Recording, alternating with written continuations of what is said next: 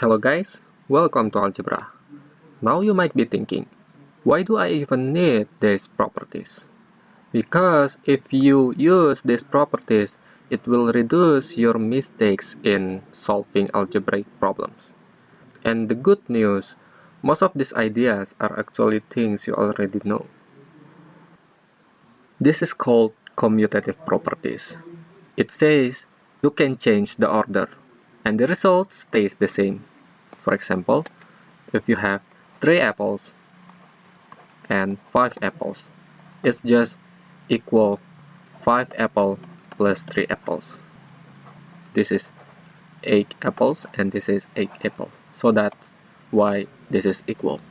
And if you have 4 times 7, it's just the same thing as 7 times 4. Because 4 times 7 equals 28 and 7 times 4 equals 28 also. So these things are equal. This is very important. Subtraction and division are not commutative. For example, if you have 5 minus 3, is this just the same thing as 3 minus 5? No, because 5 minus 3 equals 2 and 3 minus 5 equals negative 2. So this is not the same. If you have 4 divided by 3, is this just the same thing as 3 divided by 4? No, because 4 divided by 3 is equal 1.33 and so on. And 3 divided by 4 is 0.75.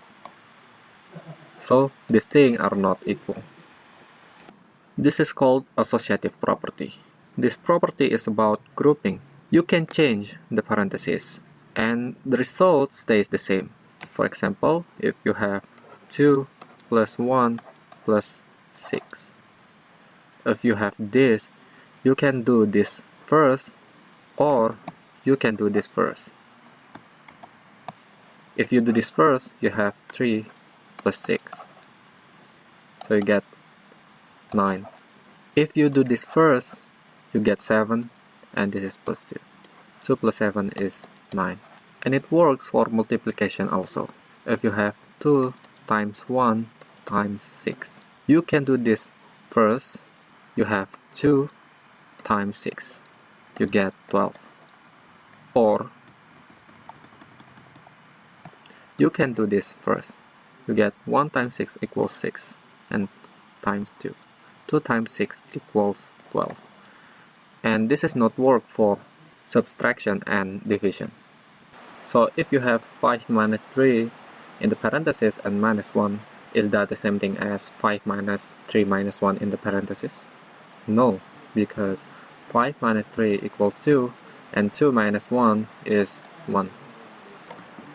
3 minus 1 is 2 and 5 minus 2 is 3. So 1 not equal 3. Suppose you have this problem.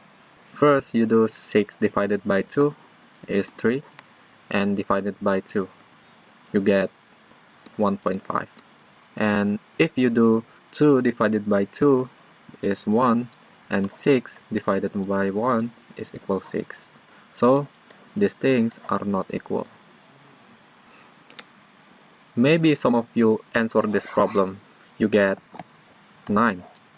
But it falls because you must do the multiplication first instead of plus sign.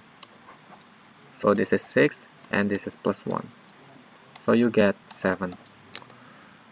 And the same thing as division sign, you must do the division sign first. So 3 divided by 3 equals 1 and plus 1. So it just equal 2. So first you must do multiplication or division and then you can add or subtract. You cannot divide some number by 0. For example, if you have 4 divided by 0 equal undefined. So if you have this equation, you can say undefined because this number cannot be divided by 0. Why is it undefined? Because if you divide it by 1, you get 4. If you divide by 0.5, you get 8. If you divide by 0.01, you get 400, and so on. If you divide it by almost something divided by 0, this is be a large and large number. And we don't know exactly what the number is it, so we call it undefined. Let me take some exercise. If you have 4 plus 3 minus 1, you can do 4 plus 3 first, or 3 minus 1 first. If you do 4 plus 3 first, you get 7, and then minus 1. You have 6. If you do 3 minus 1 first, you get 2, and you add by 4. So you get 6. The same thing as 4x plus 3x minus x. You can do 4x plus 3x first. This is 7x minus x is equal 6x. Or you can do a subtraction first. This is 3x minus x equals to x and plus 4x. So this is just 6x. If you have this problem, first you must do is you multiply first. You get 4 times 3 equals 12 and add by 3. You get 15. Similarly, if you have this problem also, first you must do is you multiply this. You get 4x times 2x squared.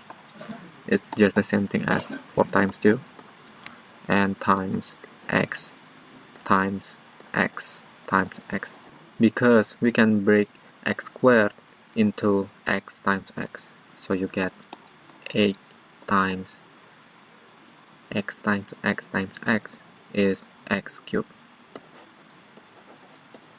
So 8 times x cubed or 8x cubed. Then you get 3x plus 8x cubed. That is the answer. We cannot combine this because the variables are not the same.